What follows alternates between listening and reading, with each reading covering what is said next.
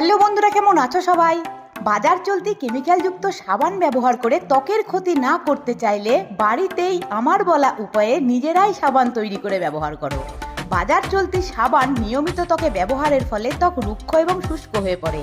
সাবানের ক্ষারীয় উপাদান ত্বকের স্বাভাবিক পিএইচ ভারসাম্য নষ্ট করে, অকালে ত্বকে বার্ধক্য চলে আসে। তাই বাজার চলতি সাবানের ব্যবহার এক্ষুনি বন্ধ করো।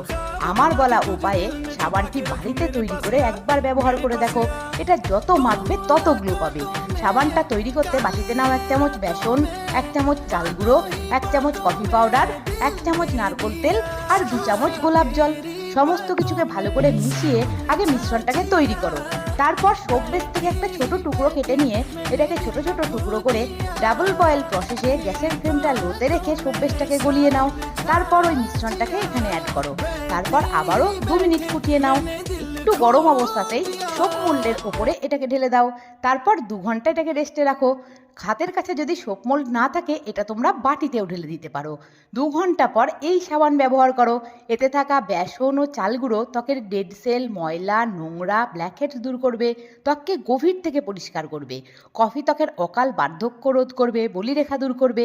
গোলাপ জল ত্বককে গভীর থেকে হাইড্রেট করে সতেজ করে তুলবে। এই সাবান প্রয়োজন অনুসারে ব্যবহার করো। একবার বানিয়ে 10 দিন ব্যবহার করতে পারবে।